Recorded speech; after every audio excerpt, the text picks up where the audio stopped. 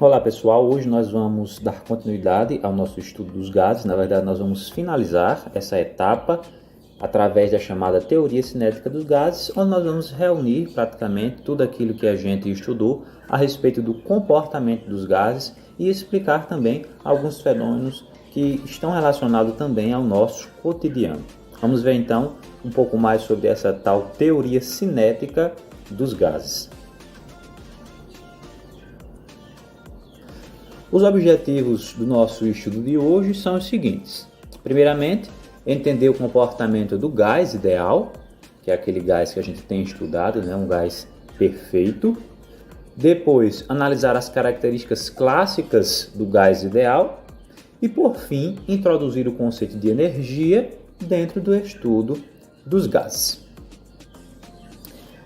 Para isso, a gente vai iniciar aqui com alguns questionamentos, certo? O primeiro deles é o seguinte: por que um gás se expande e se difunde por pequenos orifícios?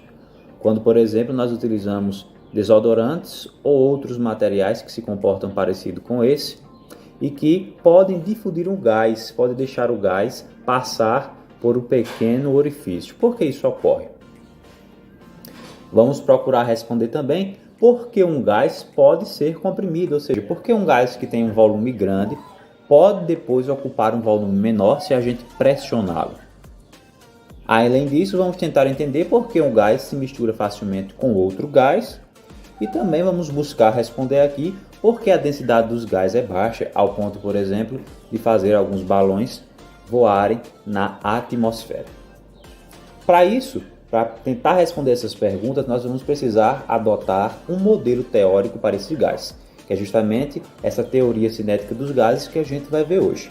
Quais são, então, as características desse gás, desse modelo teórico para o gás que nós estamos trabalhando aqui, que é o chamado gás ideal? Bom, para nos ajudar a entender sobre esse modelo do gás ideal, nós vamos aqui utilizar o simulador FET mais uma vez, para nós analisarmos como as moléculas do gás se comportam nesta situação aqui presente. Primeiro, nós percebemos que o movimento de suas moléculas é caótico, ou seja, cada molécula se movimenta aleatoriamente em relação às outras e atende às leis da mecânica clássica. Então, nesse modelo de gás ideal, as moléculas se movimentam de forma aleatória, elas não têm uma direção específica para se movimentar, elas se movimentam, vamos dizer assim, de qualquer jeito, como nós podemos verificar neste gás aqui que está confinado. Além disso, as moléculas de um gás ideal não interagem entre si, exceto quando colidem. Em consequência disso, descreve um movimento retilíneo uniforme. A gente observa que a única forma de interação que existe entre essas moléculas, segundo esse modelo, essa teoria, é a colisão que existe entre elas, ou seja, os choques, quando elas batem uns na outra. E quando isso ocorre, elas continuam com um movimento retilíneo uniforme, ou seja, se movimentam em linha reta e com velocidade constante. Ainda mais, nós sabemos que as moléculas de um gás podem colidir entre si ou contra as paredes do recipiente no qual estão confinadas. Em ambos os casos, as colisões são perfeitamente elásticas, ou seja, as moléculas conservam sua energia cinética e sua quantidade de movimento. Então, enquanto elas estão se movendo aqui e colidindo, a energia que existe aqui internamente, ela é conservada, ou seja, ela permanece constante. Além disso, as dimensões das moléculas do gás são desprezíveis quando comparadas com a distância entre elas. Logo, o volume do gás corresponde ao volume do espaço entre as suas moléculas, que no total é o volume do recipiente no qual ele está contido. Em outras palavras, a gente observa aqui que a maior parte do espaço que existe no recipiente não é ocupado em si pelas moléculas do gás, mas sim por espaços vazios. Então, nessa situação aqui, a maior parte do volume ocupado é vazio e não pelas moléculas do gás. O gás, na verdade, ele está muito afastado, as suas moléculas estão muito afastadas umas das outras. Resumindo então essas informações, podemos escrever da seguinte maneira. Em primeiro lugar, A maior parte do volume do gás é espaço vazio, como a gente viu anteriormente. As moléculas estão muito separadas umas das outras. O maior do espaço do volume é vazio. Depois as moléculas se movimentam de forma intensa, como a gente notou, e de forma aleatória. Além disso, durante as colisões, a energia e a quantidade de movimento são conservados. Então, a energia interna, toda a energia de dentro do recipiente relacionada ao gás, ela é constante. E por fim, o gás obedece às leis da mecânica clássica, que são aquelas leis que nós estudamos no primeiro ano, as chamadas leis de Newton e as outras que são variáveis daquelas mesmas. Sabendo disso, agora nós podemos responder aquelas perguntas que nós fizemos originalmente. É importante, primeiramente, que vocês mesmos tentem responder essas perguntas segundo o que aprenderam até então, e depois vocês confirmam se aquilo que vocês achavam que estava certo realmente estava. A primeira pergunta feita inicialmente foi: por que um gás se expande e se difunde por pequenos orifícios, né? Qual é a resposta então? O gás se expande e se difunde através de orifícios devido ao intenso movimento de suas moléculas. Então, ele expande facilmente porque as suas moléculas se movimentam de forma também muito intensa, certo? Por isso, por exemplo, o perfume de um frasco aberto espalha-se rapidamente pelo ambiente, porque o movimento das suas moléculas é forte, é intenso e muito rápido.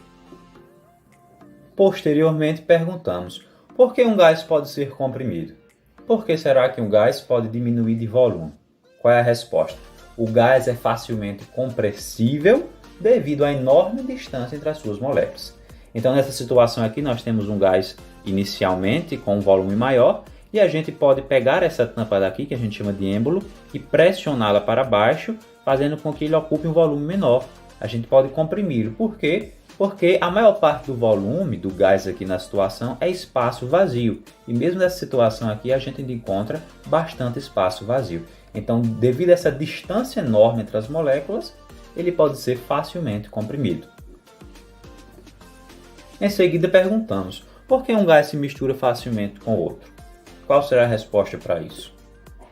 Um gás se mistura facilmente com outro porque suas moléculas não encontram dificuldade em ocupar os espaços vazios entre as moléculas de outro gás.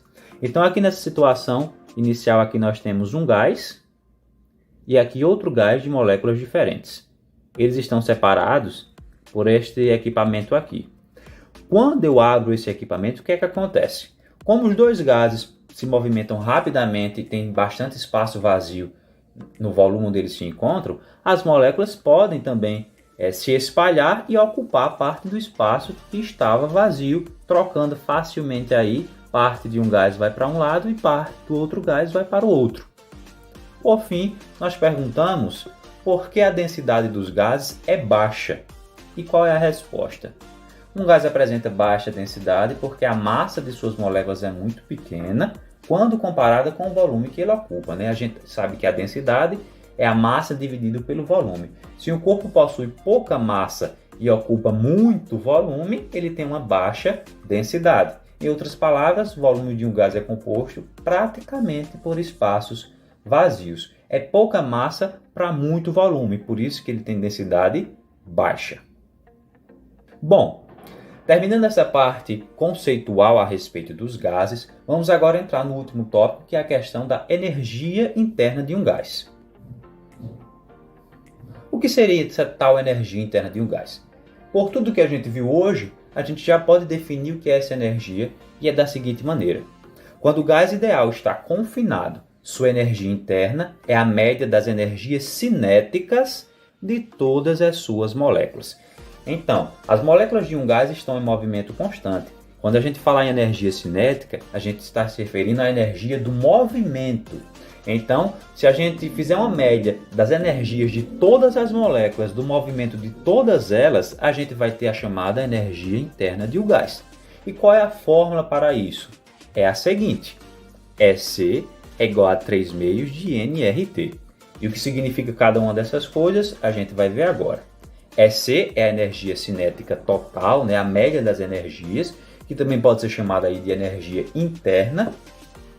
N, já foi visto anteriormente, é o número de mols. R é a constante universal dos gases ideais, que também foi vista anteriormente. E por fim nós temos T, que é a temperatura. Então a gente observa que essa energia cinética ela é diretamente proporcional à temperatura. Em outras palavras, quanto maior o valor da temperatura, maior a energia interna, e quanto menor o valor da temperatura, menor é essa energia interna. Agora a gente vai ver aqui como fazer um exemplo matemático a respeito dessa questão da energia interna, utilizando essa fórmula que a gente acabou aqui de analisar. O exemplo nos diz o seguinte: a energia interna de um gás é a medida da energia cinética média de todas as suas partículas, como a gente viu anteriormente. A energia interna contida em 2 mols de um gás, então aqui a gente já tem um valor que é de 2 mols. Já sabemos que esse 2 mols corresponde a N, então nós temos aqui o primeiro dado fornecido, que são 2 mols de um gás monoatômico. Essa palavra monoatômico significa que esse gás é formado por um único tipo de átomo, por exemplo, como o gás hidrogênio, que é formado apenas por hidrogênio, ou como o gás oxigênio, que é formado também apenas por oxigênio. E além disso, ele é ideal, então obedece a tudo aquilo que a gente verificou na teoria cinética. E ele diz que também está a uma temperatura de 300 Kelvin. Então aqui a gente sabe que a nova grandeza aqui é a temperatura que vale 300 Kelvin. Então, ele quer saber essa energia interna, ele quer saber então o valor daquela energia cinética, certo? Qual será este valor? Para isso ele deu para a gente aqui o valor de R, que é a constante geral dos gases. Dessa vez está em Joule por mol vezes Kelvin, então está tudo compatível aqui, a gente não precisa fazer nenhuma transformação. Vamos então pegar esses valores e substituir dentro da fórmula que a gente estava estudando. A fórmula é a seguinte: a energia cinética, ou energia interna nessa situação, ela é 3 meios de N vezes R vezes T. 3 meios de nRT. Substituindo os valores, então, a gente vai encontrar assim, ó, 3 meios, N corresponde a 2, R corresponde a 8,37 e T corresponde a 300. Continuando aqui, o que é que a gente vai fazer agora? Faz as operações que acharem mais importantes e interessantes. Nesse caso daqui, ó, a gente já nota que o numerador 2 pode ser cortado com o denominador 2, que são iguais. Sobra então aqui para a gente só a multiplicação. Então vamos fazer 3 vezes 8,37 vezes 300. E a gente obtém como resposta 7.533 joules.